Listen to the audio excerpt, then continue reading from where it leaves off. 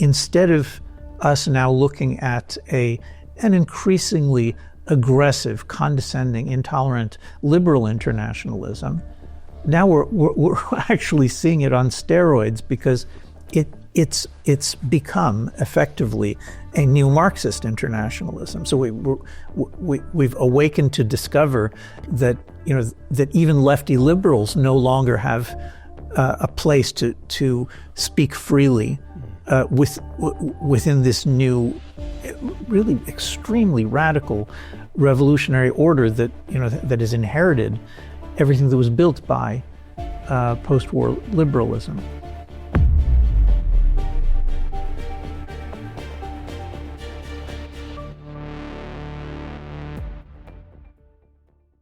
Hello and welcome to the show. I'm Peter Whittle. Now, I'm delighted that my guest this week is in fact a returning guest. I last spoke to him a couple of years ago.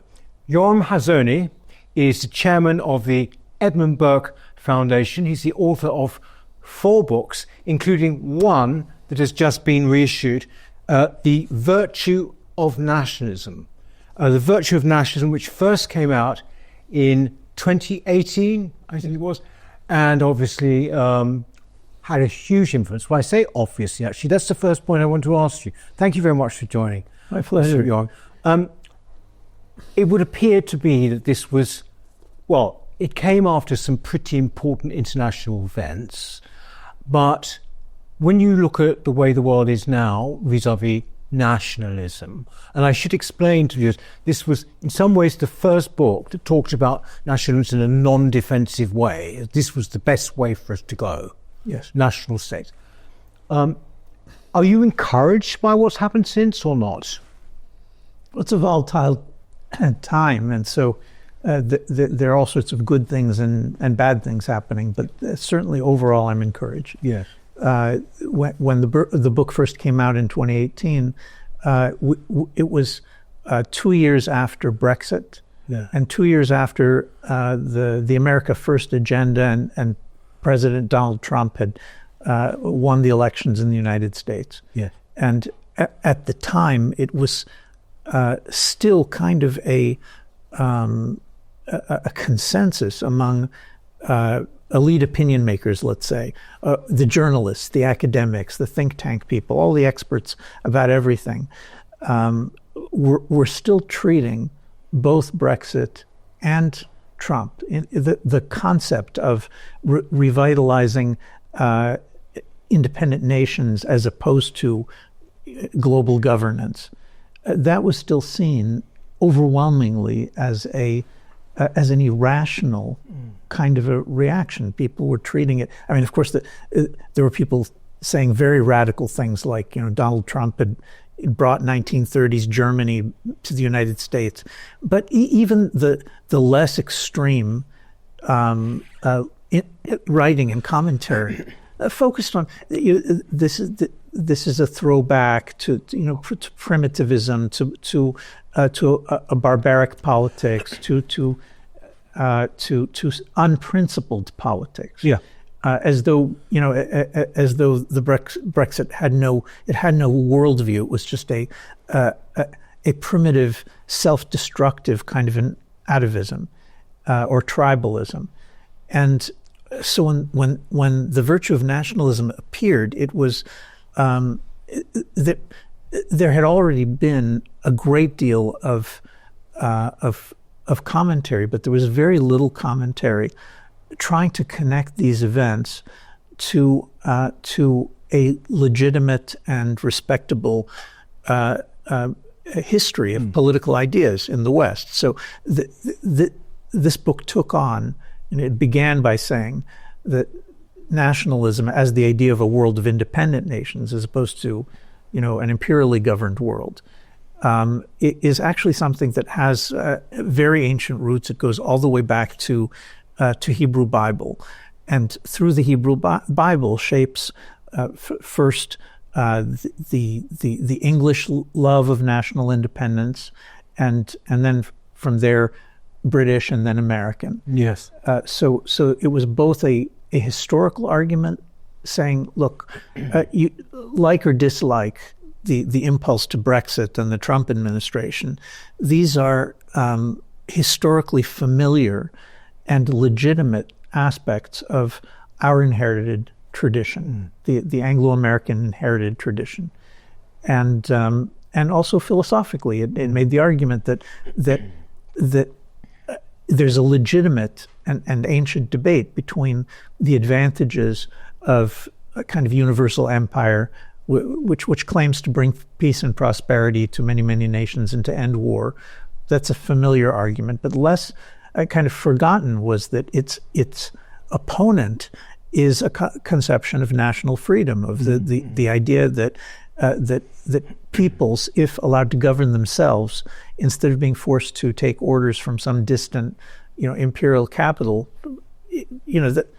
that used to be bedrock for the way that the English and later the British and later the Americans thought of themselves as having this kind of capacity to govern themselves.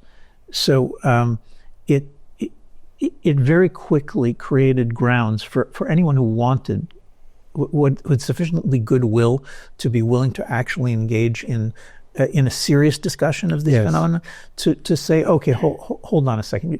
You can do all the complaining that you want about, you don't like the things that Donald Trump says or that Boris Johnson says, but as far as the ideas that are represented, they are legitimate and powerful ideas that need to be dealt with much more seriously. So I think if we look back now 7 years later with the second edition of the book, I think that the atmosphere has changed dramatically. About half of the, let's say half of the political discourse has been pushed into admitting that there might be something worth debating in these ideas rather than just, simply dismissing them. We're sort of seeing it in a different but similar way in the UK at the moment, where you have these very organic demonstrations just sort of cropping up. I know this seems like an entirely different issue, but it's really not. Something is being imposed on people. They feel this penny has finally dropped, I think. And it's it's a belief that somehow there is something we've got to protect. I think the great thing about your book is it gives a kind of articulation to that point, actually.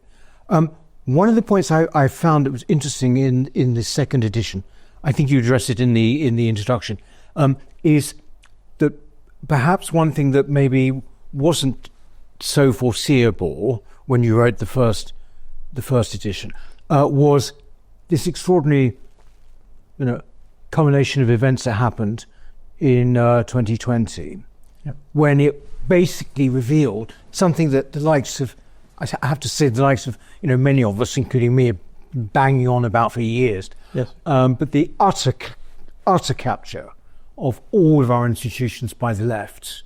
I use that word advisedly. We all know what we're talking about by the left. Yes. Call it woke, call it what you want. How did that change the way that you looked at your initial thesis? I mean, when you look in Britain at the moment, I would say that is the absolute compelling issue. Yes. It doesn't almost matter, within reason, it doesn't matter who you're actually electing if the whole of this establishment is going to thwart anyway. Yes.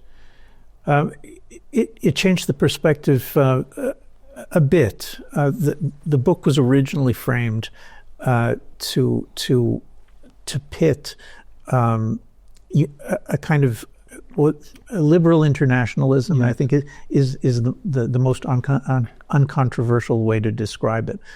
Globalism, it's usually called, but the idea that all the borders should fall and that there should be some kind of global governance, which is a pooled sovereignty that somehow experts from different countries, that they'll be able to do better than self-government of independent nations. Yes. So that was the framing. I think that what happened in the summer of 2020 was that liberal institutions, nearly all of the institutions that were part of this, this elite vision of global governance, I'm including the leading universities, the leading newspapers and media that had been bastions of this liberal internationalist theory, but also government bureaucracies, all sorts of institutions, very sharply and dramatically in the summer of 2020, beginning with the George Floyd riots, had kind of an internal cultural revolution in which the older generation of traditional lefty liberals was actually pushed aside, in some cases brought under the thumb of, sometimes just overthrown by, a younger generation of effectively neo-Marxists. Now they still call themselves liberals. You know, they kept the label. Sometimes they say progressive now, but the change was that instead of us now looking at an increasingly aggressive, condescending, intolerant liberal internationalism, now we're actually seeing it on steroids, because it's become effectively a neo-Marxist internationalism. So we've awakened to discover that, you know, that even lefty liberals no longer have a place to speak freely within this new, really extremely radical revolutionary order that, you know, that has inherited everything that was built by post-war liberalism. Well, we've seen that actually with the trans argument, for example. You know, old-fashioned lefty radical feminists suddenly finding themselves being hugely attacked, you know, by trans activists, particularly in the academic institutions. One thing I think is slightly more worrying for this country is that alongside the institutions you just enumerated, we also have a judiciary that has pretty much been captured. It's becoming clearer with every passing week, and a civil service, and which is essentially known as the blob. Yes. Basically thwart any, you feel that if reform were to come into power, they would have a real trouble in implementing much of what they want to do. My feeling is that America is a little more hopeful there, simply because of the way that the judiciary is organised, and for that matter, the civil service. Would you agree on that, or? Certainly, it's difficult to imagine a more complicated circumstance than what Britain is facing. Yeah.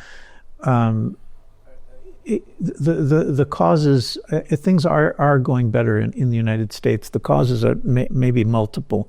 I mean, to begin with, the fact that the nationalist right has succeeded in Washington in capturing some of the major conservative institutions. Right. So an example is the Heritage Foundation, right, which is, you know, probably the largest and most influential conservative think tank in the world. Yeah. And during the first years after the Virtue of Nationalism came out, Heritage Foundation was savaging the book repeatedly. They had events in order to deplore the idea that nationalism should be an acceptable idea, and of course implicitly that the Trump presidency should be regarded as legitimate. But with the decision of the Heritage Foundation board to appoint Kevin Roberts. Kevin Roberts is an integral part of the nationalist conservative movement in the United States. And that combined with that kind of decision at the level of elite decision making, institutional decision making, combined with the fact that the American right, now I'm talking about the broad public, has it very clear that it wants nationalist leadership. So it's not just a matter of President Trump personally. If you look at the other key figures who've emerged over the last few years, Vice President J.D. Vance, yeah. Secretary of State Marco Rubio, Ron DeSantis, the governor of Florida, who is in many ways, the most successful governor in the United States right now.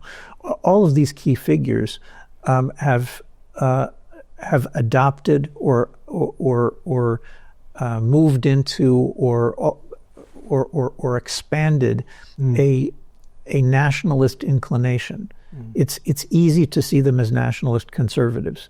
They come to our conferences, they come to the National Conservatism conferences and identify with it. So that's not quite yet the case in the UK. Of course, we have Nigel Farage, who has been to our conferences. He's obviously a great man, and much of the credit for saving the UK from the EU for the idea of British independence goes to Nigel, and he shows great promise as a nationalist leader. But I think that in the United States, the cohering of a clear nationalist platform, which is being adopted by all the major candidates on the right. If you're not moving into this space, let's say someone like Nikki Haley, who is represents kind of the old liberal republicanism, and she's been very hesitant to go where the voters have been going. So the fact that she's made that decision at the moment, it seems that means that she's not going to have much influence in the future Republican Party. The trajectory really does look like the Republicans are solidifying around a clear nationalist agenda. And with regard to the UK, we're still waiting to see that happen. Hello, please excuse this brief interruption, but I'd be really grateful if you could please hit the subscribe button and subscribe to our channel. Our mission is vitally important, and we must grow this channel to ensure that our content reaches the biggest possible audience. The best way to do this is for you to subscribe. It's totally free. And in addition to subscribing, if you're able to donate or join our membership scheme, please click on the link in the description or visit our website, newcultureforum.org.uk. We've got great plans ahead, but we can't do it without your support. From only £4 per month, you'll receive a range of perks and benefits, including exclusive content. Thank you. I think so. Because, obviously, I should actually explain to people who don't quite remember, but your writing really formed the basis or the mission statement, if you like, for what became known as NATCON. That is, you refer to there, National Conservatism. And we've had some conferences here, but it's mostly thriving, as you say, in America. Originally, you had quite a frosty response from kind of establishment conservatives here, didn't you?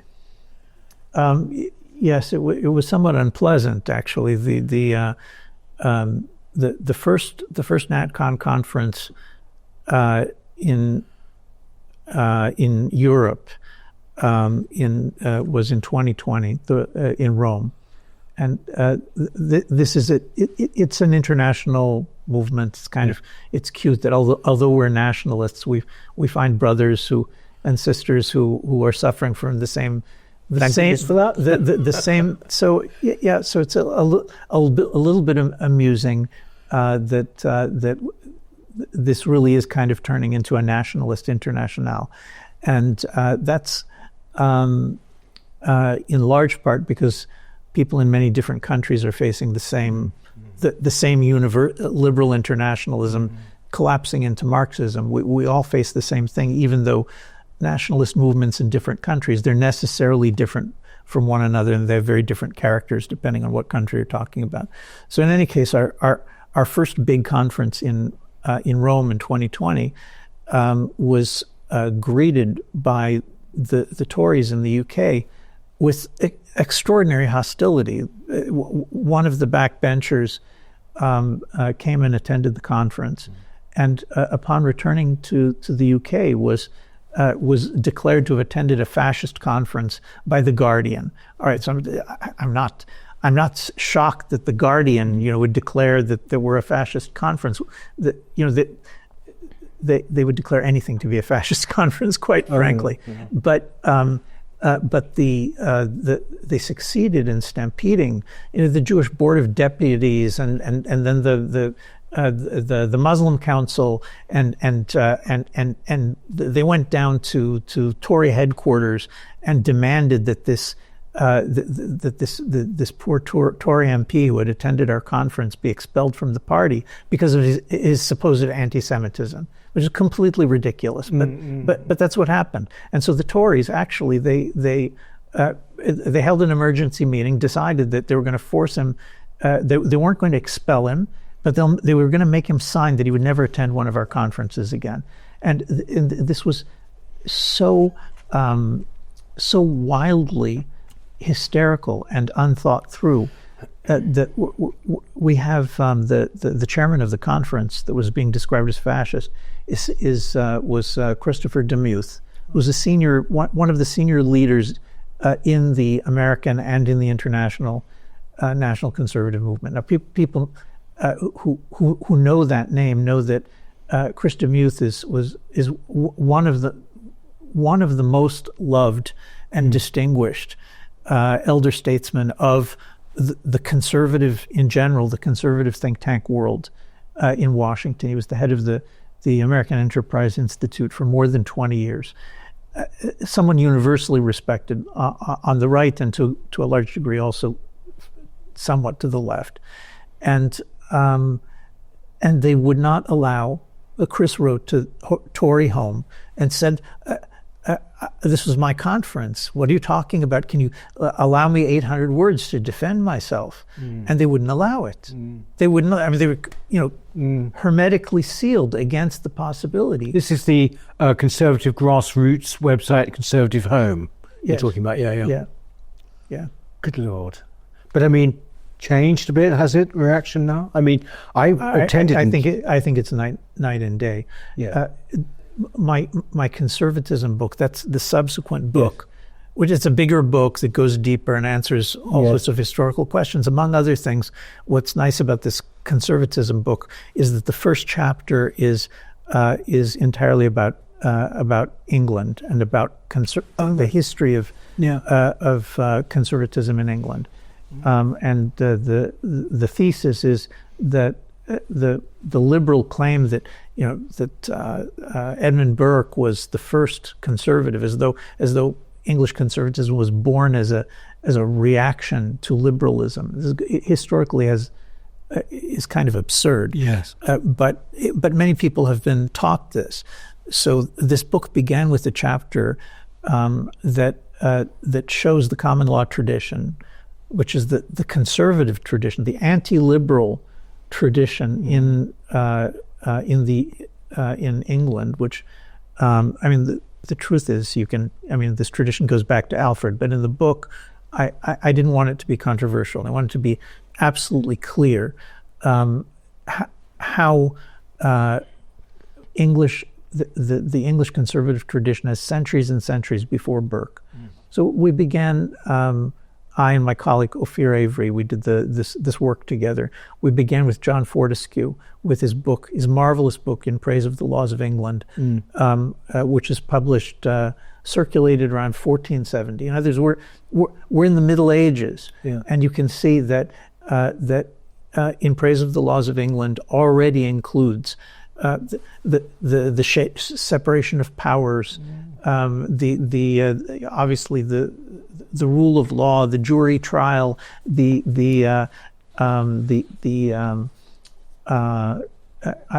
certainly representative government, but especially the idea that taxation and legislation can't be in the hands of the king. Yes.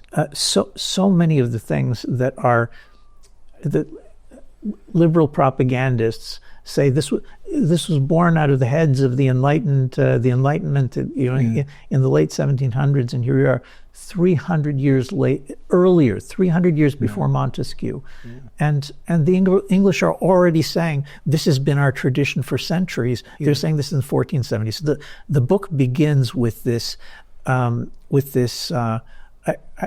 apparently unusual call for recognition that that the conservative heritage in England is ancient, that it's at least 1,000 years old, and that it is the source of much of what we today would consider to be sound government.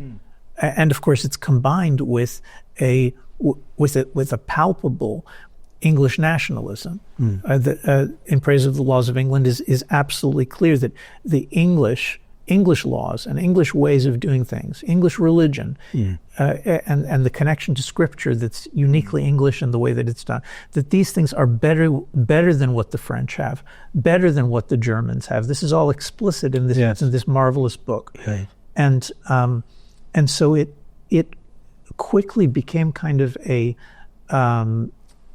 rallying point for many especially younger people on the right of the Tory party, who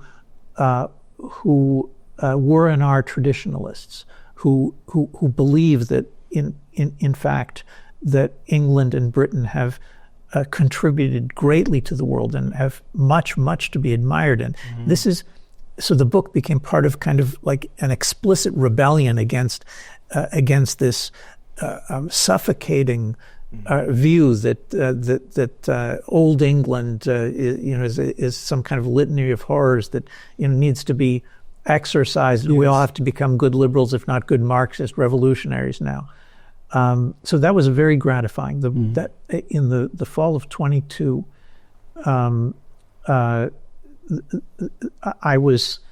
that's when we met. So I was brought by the publisher by Forum to do kind of a whirlwind tour, and I met pretty much everyone on the right of the Tory party who was open to this kind of revitalized, restored admiration for England, even though I'm obviously a foreigner, and I'm Israeli, but we have a strong tradition of admiring England in Israel and in the Zionist movement, and it was a wonderful, spirited coming together of foreign admirers of the UK, together with brilliant, many younger intellectuals and scholars and activists who were kind of, it was almost as though they were waiting for permission to be able to say publicly what they'd been saying privately. Yes. So that very quickly we joined forces. We created a NATCON UK conference, which took place in March 2023, and it really was. It had a dramatic effect. It was an explosive, abrupt demonstration that you could find 50 attractive, many young, powerful, thinking people who were willing to stand up and speak for a nationalist conservatism. There's many different views expressed there, but from the perspective of The Guardian, suddenly all in one voice, the nationalist conservatism suddenly appears on the stage of Britain, and I'm told on this visit that things, in many ways, things have never been the same since then. That's right. I mean, I attended, indeed, I was moderated a session. Just to confirm what you're saying, the number of young people, it has to be said, mostly young men, actually, because this is another development that's happened, hasn't it, in recent years. Most young men was striking in a way that you don't find in, for example, I'm sure, the traditional Conservative Party now. I don't even think they could hold a conference that big, actually, certainly not on an intellectual level. You mentioned there that, and it's very heartening to hear, actually, that there's a great admiration in the Zionist movement, if you want to call it that, for Britain. Surely it has been put to the test, has it not, lately? I mean, I'm thinking really of what we've seen, for example, this week while you've been here in Britain, where we've had a prime minister who just quite cynically, for various different reasons we can discuss, basically talks about, it gives Israel a kind of ultimatum almost. We will recognize the state of Palestine if you do X, Y, if you do not do X, Y, and Z, or whatever it was he said. But in a way, it's sort of immaterial. Not that they should listen necessarily to Britain, but, are you disappointed with the British response to the past, getting on for 2 years? Look, I'm happy to. In a moment, I'll directly answer your question, and I'll be fully disappointed. But before I get there, let me emphasize this point, because it's not simply a throwaway point. The founder of the Zionist movement, which is the modern movement within Judaism and also within Christianity, to engage in practical action to reestablish a Jewish commonwealth in the land of Israel, in the ancient home of the Jews. This movement was led by, most people probably know, was led by a Viennese Jewish journalist named Theodor Herzl. And we have Herzl's diaries and his speeches. He is explicit and says repeatedly that while Europe is being swamped by resurgent hatred of Jews, that the one place in which Jews could reliably find friends was England. Right? That was his view. He's discussing this is the end of the 1890s, the beginning of the 1900s. By the time Herzl had died in 1904, if I'm not mistaken, hundreds of candidates for parliament from different parties had adopted Zionism as part of their campaign platform. Yes. The public was enthusiastic about this idea of wedding English Christianity with the dream of helping the Jews return to the land of Israel. So it's not only the Balfour Declaration and the conquest of Ottoman Palestine by the British, which of course then leads to the creation of the State of Israel. There's a very deep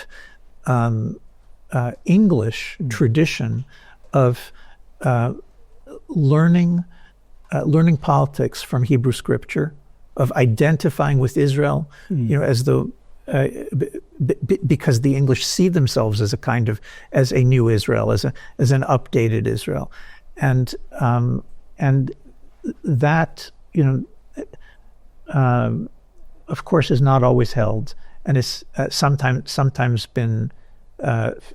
faded, and sometimes it's betrayed.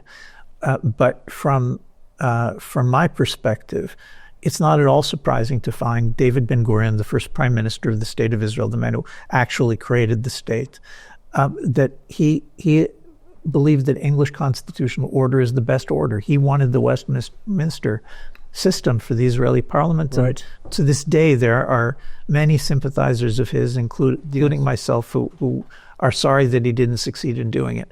So there's a great deal that historically, philosophically, religiously holds our two peoples together on this subject. So, having said that, we can talk about Starmer. I have to say that the current French, English, yes, Macron's. Canadian, the Macron-Starmer initiative to recognize a Palestinian state is, to me, somewhat mystifying. Part of political conservatism is supposed to be a realism about power, a realism about what is and is not possible. Conservatives are not supposed to be utopians. They're not supposed to be political fantasists. And the so that, my first reaction is to ask what does it mean to recognize a state that does not exist? I don't by this mean a state that is clearly coming into being, that that has secure military control over some territory and a population that's supporting the leadership and is looking for outside endorsement in order to bolster something that's already coming into being because it needs a little help, right?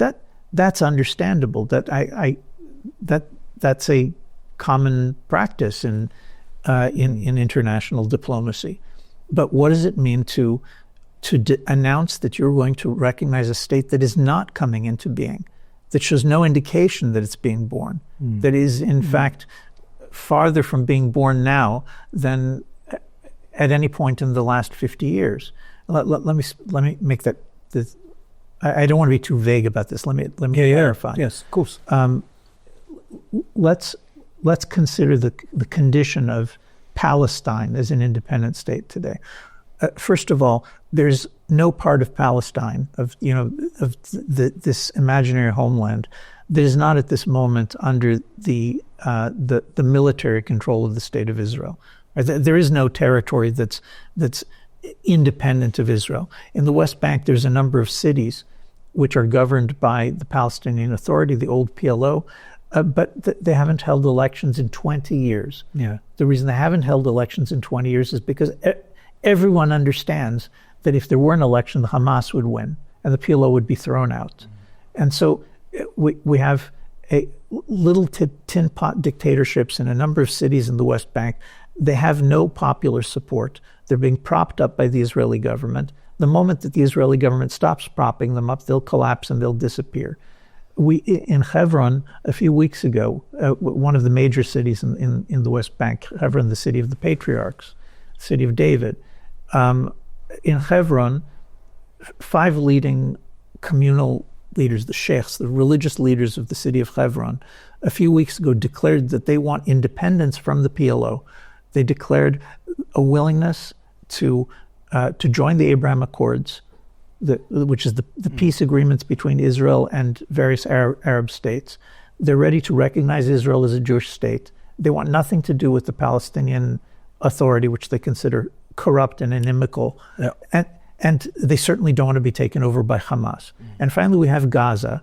All right, finally, we have Gaza, which is the only place where there's an enclave. 20% of the Gaza Strip is, in fact, controlled by Hamas. So there's a murderous Palestinian Muslim Brotherhood regime. And the only reason that it hasn't been conquered is because they're holding 20 live Jewish hostages and 30 bodies of murdered hostages. And where's their state here? There's no state. There's nothing like a state. Is there someone who wants there to be a state other than some fantasists in London and Paris? Well, let's talk about the actual powers that are relevant. First of all, the state of Israel.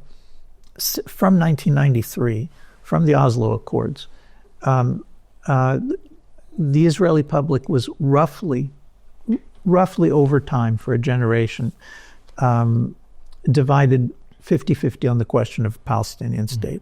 Well, sometimes more, sometimes less, but roughly half the public thought it was a bad idea because it was impossible to create a Palestinian state that would not be a terrorist state immediately on it, right? And the other half thought, no, you know what, it's worth it, let's try, let's give it a chance. And so it was attempted, the chance was given. In 2005, Israel and all the Jews, the Israeli military, the settlers, they all left Gaza, and Gaza became independent. It was self-governing. There were no Israeli soldiers there. And for 20 years, the possibility of creating a flourishing, a Singapore on the Mediterranean, it was there. They received billions of dollars in aid from Americans, from Europeans, from the Arab states. And all that money was either simply stolen or directed to creating a monstrous terrorist army. Yes, but during this period, as you say, 05 to now, all that happened really is that the Palestinians just proved that their main motivation was just simply to carry on trying to destroy Israel, surely. Yes, and in 2023, they engaged in a horrific attempt to destroy Israel. So they didn't come close to destroying Israel, but what they did do is they proved that any weapons, any financial or military assets that they could ever put their hands on would be used to kill Jews in the most horrific fashion possible. And the result of this is that they've driven the Israeli public, which was 50-50 for an entire generation, into an absolutely rock-solid 75% opposition to ever having a Palestinian state. It means that now the moderate left has joined the political right, and there's absolutely zero possibility that in the coming generation that the state of Israel, whether it's the government or the opposition, is going to allow the creation of a Palestinian state. But let me add something beyond the Israelis. Macron thinks that the Saudis are going to help him establish a Palestinian state. He completely misunderstands the Saudis. The Saudis, aside from Iran, which is until a few months ago was the Saudis' greatest worry, their greatest fear is the Muslim Brotherhood, is the Turkish Qatari axis, which demands that monarchy be ended in the Arab countries and that popular revolution install these wildly violent, popularly supported Muslim Brotherhood governments of the kind that we saw for 18 years in Gaza. A Palestinian state will be a Hamas state. And the Saudis know this. Whatever lip service they have to pay for public reasons, they know that to create a Palestinian state is to create a nearby enemy, which will be a training ground, which will be a force for the destruction of their kingdoms. That is absolutely, unequivocally the way that they see it, even though sometimes in public they don't say quite that. Yes. All right. So the Israelis don't want it. The Saudis don't want it. The Americans also don't want it. I mean, the Trump administration has been part of a great shift in moving towards realistic assessment of what can and cannot be done in the Middle East.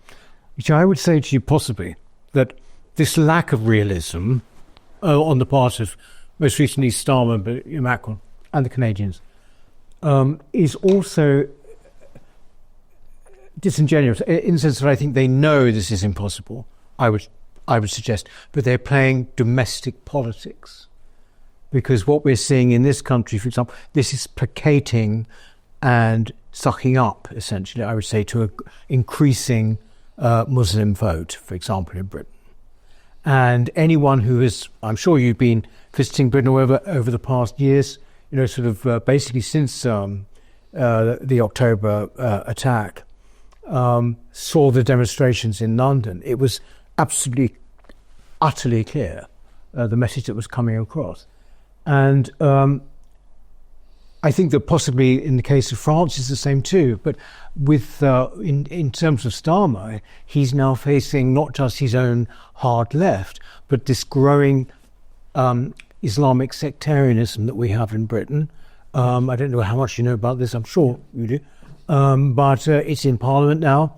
And I think that when we come to the general election in 2029, it's going to be playing a much bigger part. So surely this is where these kind of pronouncements are aimed.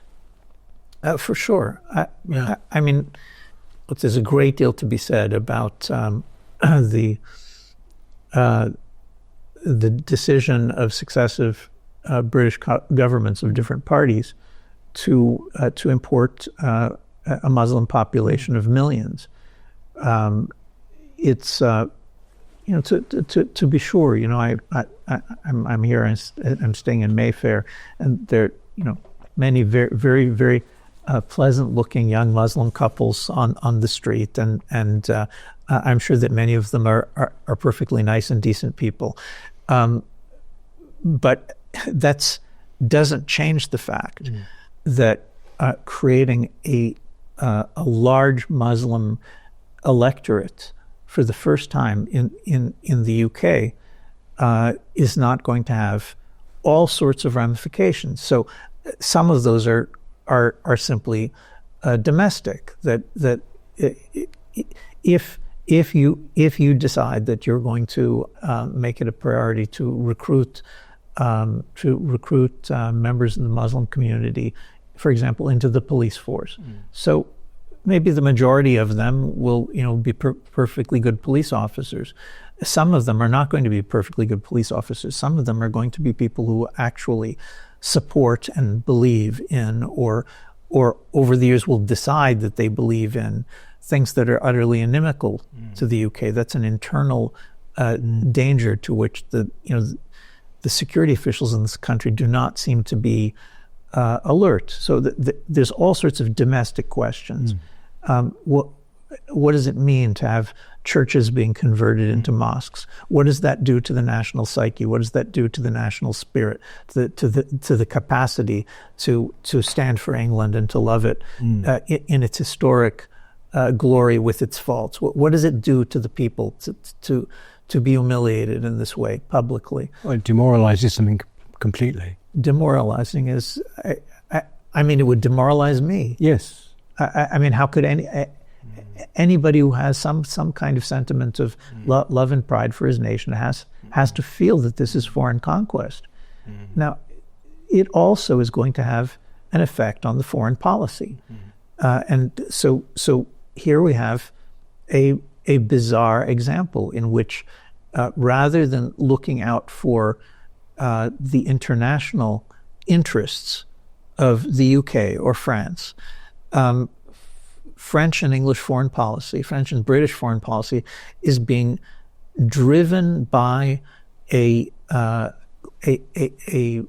whim of a domestic population that hopes to see someday that there will be an independent state of Palestine, which is not coming and is not on the horizon. And if it did come, would not be in the service of any interest that the French or the British actually care for. It would be in the service of the Muslim Brotherhood and the increase of hatred of Christians and terror against Jews and Christians internationally. There's no plausible explanation in terms of interest for why for why Britain would do this now.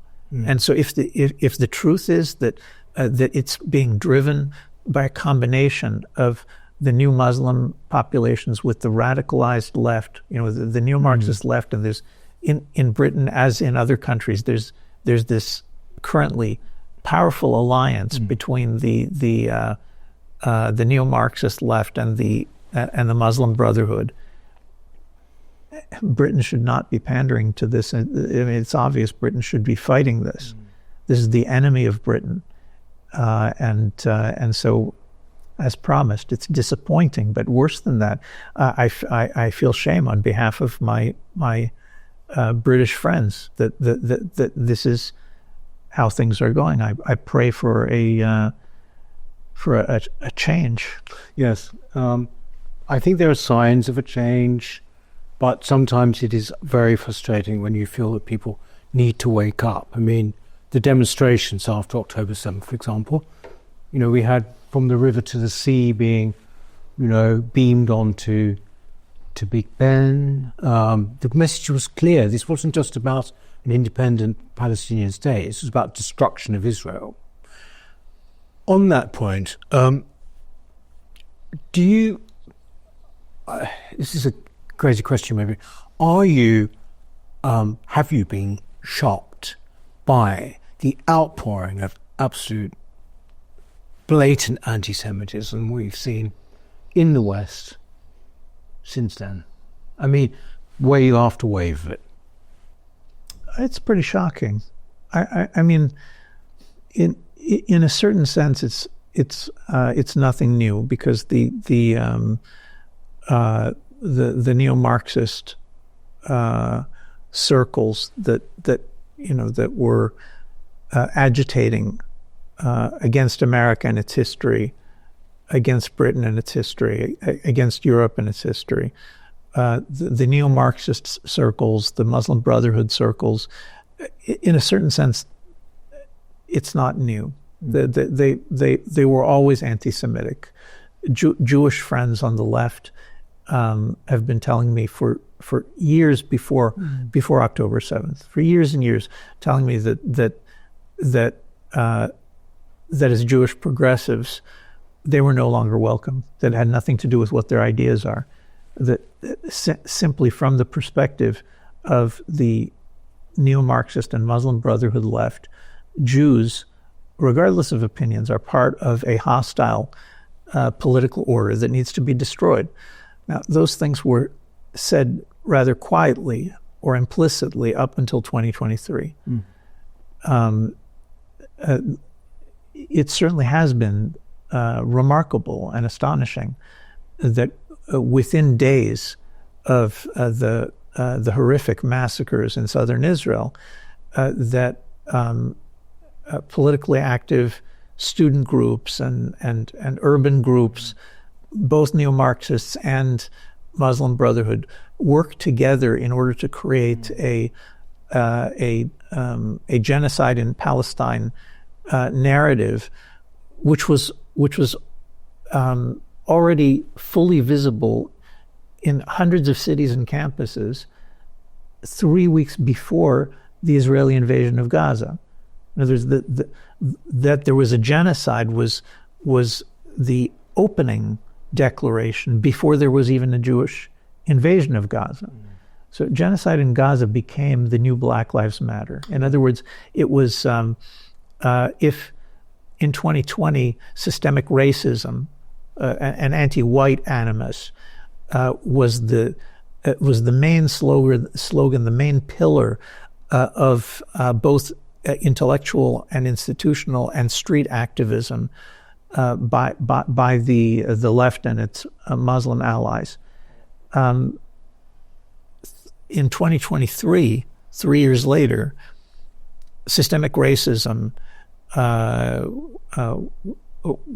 white racism was pushed aside, not removed, but simply moved into second place. Yeah. And first place became genocide in Gaza, the perniciousness of Jews, which quickly swamped the left. Of course, there are still some good people on the left, but they're completely overshadowed is insufficient. They're utterly swamped by virulent, unlimited Jew hatred, calling for not just for the destruction of Israel, but for the destruction of the entire network of associations that constitute the Jewish people today. So it is in part when Americans demonstrate against genocide in Israel, in part it's hostility towards Israel. They want to change foreign policy. But the real focus is to get the Jews out of any positions of power in the Democratic Party in the United States, including eliminate them from the universities, eliminate Jews from the media. That is, many of these demonstrations have called for this explicitly, saying the destruction of the Zionists here in this country, we're going to put you all on trial. Yeah. Right? That is an explicit declaration that the influence of Jews in America is going to be ended. Now that's the Democratic Party. That's what's happening on the center left and the left. At least as interesting and alarming is what's happening on the right. Now the Republican Party in the United States, and I should just say generally that there's a great deal of anti-Semitic activism at this moment since October 7th on the right and on the nationalist right in America. Would you call this what's known as the woke right? I would not use the term woke right, because woke is a too trivial. No, woke is simply the name of the neo-Marxist movement that we anti-woke, anti-progressive. There's been an anti-progressive coalition, anti-Marxist liberals, anti-Marxist conservatives, nationalists, Christians, Jews. The term woke is a unifying term that has been used for 10 years by the entire broad coalition of anti-Marxist movements and figures. Yeah. And the attempt by certain liberals to smear the right with this leftist term, it's like talking about the Bolshevik right, or it's like talking about Nazi Jews. When somebody says, "Yoram, you're a Nazi Jew," that they're not simply saying I'm a bad person. They're trying to humiliate me by taking the things that I find most abhorrent and throwing them at me as though they apply. So that's what woke right is. It's a malicious liberal attempt to smear the legitimate nationalist right.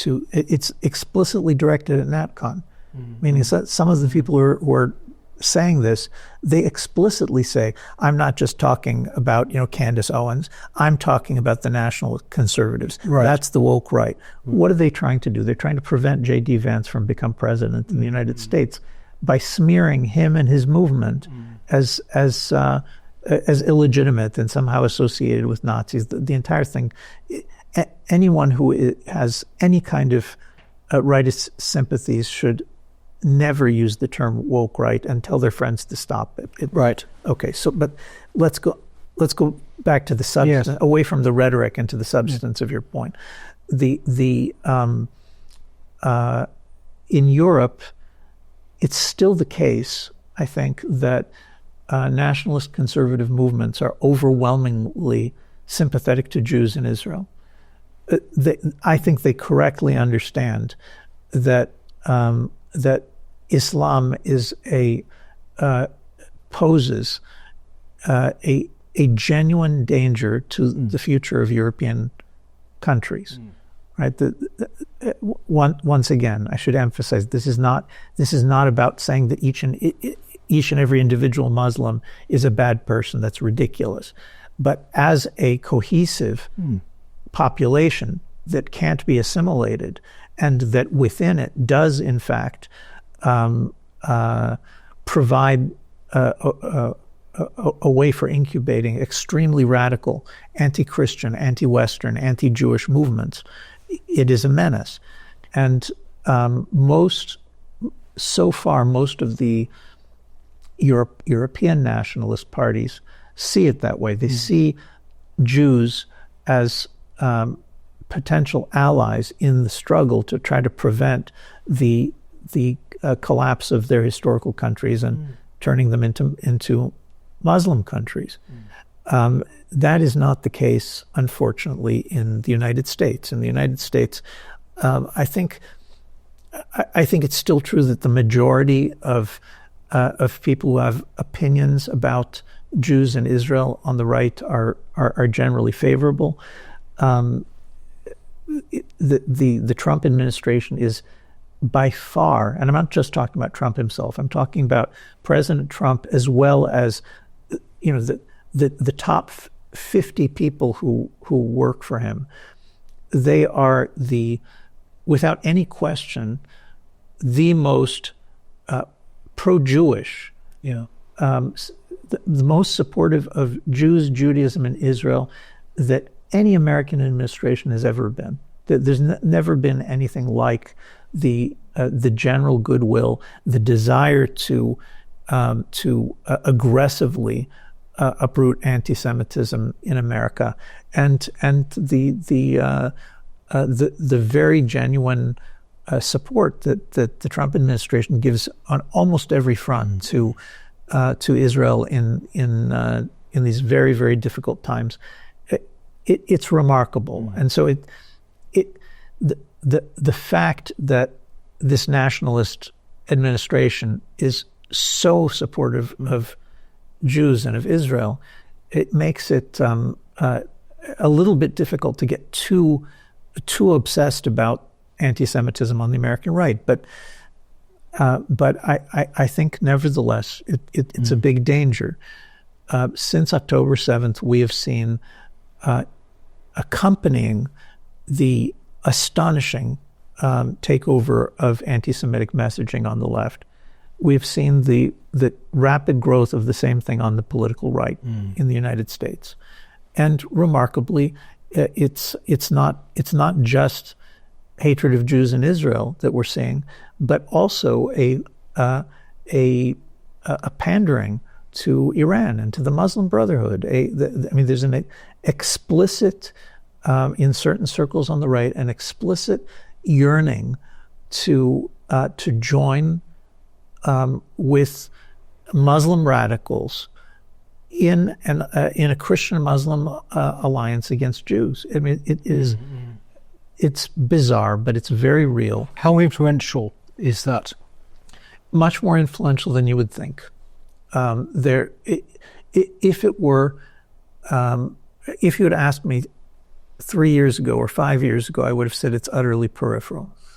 But at this point, it is powerful enough so that it is, on many issues, dominant online. Now, dominant online is not the same thing as dominant in politics in the real world, but dominant online does have a tremendous influence, especially on younger elite opinion. Right? If we think about the Trump administration, a possible future Vance administration, or Rubio administration, that administration is going to have a few thousand people who are kind of its elite supporters, the people who write all the speeches, do the research, develop the policies, but also the right of center media, the journalists, the educational institutions that support nationalist conservatism. All of that is in formation right now. It's very, very fluid. It's not something that's existed for a long time. It's coming into being right now. And those younger people who are going to inherit the nationalist conservative movement in America, they are exposed to a vicious anti-Semitic messaging on a daily basis. All right. Mm-hmm. So realistically, I know many, many of them. They are. I like them. I find them very attractive. I think they're good people, but they don't have antibodies against anti-Semitism, like their previous generation, for all sorts of reasons. And what that means is that they all have Jew-hating friends. They are all exposed to Jew-hating media. That doesn't mean that they accept it all, but they're exposed to it. Yeah. And so we're in a very tricky moment in which you have a pro-Jewish nationalist wing, which is represented by the administration, and you have an anti-Jewish nationalist wing, which actually prefers alliance with Islam, which is increasingly powerful in the media, and we don't know how that power struggle is going to end. Yeah. My goodness, that last perspective is very, very sobering. Yoram, thank you so much for coming again. The book in question, The Virtue of Nationalism, this has just been reissued, revised, and available now everywhere. So thank you. We shall see you next week. In the meantime, do have a good week, won't you? Bye. Our mission at the New Culture Forum is and always has been to defend and celebrate Britain's history, culture, and its people, and indeed Western civilization, at a time when both are under sustained attack. We have grown from small beginnings to become the country's most influential right-leaning cultural think tank. Our content is watched and read by some of Britain's most influential political figures. But now, we need your help. If you believe in what we do, then please do become a member. For as little as £4 a month, you can make a vital contribution to what we do. As a member of the NCF family, you will help ensure that we can continue to produce quality content online, such as our 3 weekly programs, Whittle, which is our flagship interview show, Newspeak, our panel discussion show, and Deprogrammed, which is targeted at Britain's youth. As you probably know, in addition, we produce important documentaries, such as our critically acclaimed 6-part series, The West, a stunning celebration of the history and genius of Western civilization, and our ongoing documentary series, Heresies, with hard-hitting episodes tackling subjects such as immigration, gender ideology, and BBC bias. But the New Culture Forum is much more than a YouTube channel. We don't just complain about Britain as it is, we provide real solutions and clear policies on how we can push back against the madness and restore sanity to this nation. Our presenters are now highly sought after and have become familiar faces across the media. Our prestigious annual Smith Lecture and our regional and indeed national conferences have attracted world-class speakers. Perhaps most importantly, we are the only organisation on the right of politics that has launched a national movement without actually being a political party. And uniquely, through our NCF Locals programme, we've established some 30 active branches in towns and cities right across the nation, from Edinburgh to Exeter, and with many more on the way. We're very proud of what we've achieved, and our members have made it possible. In return, our members receive access to exclusive content, invitations to private events, free or discounted tickets to our conferences and lectures, free copies of our books, and much more.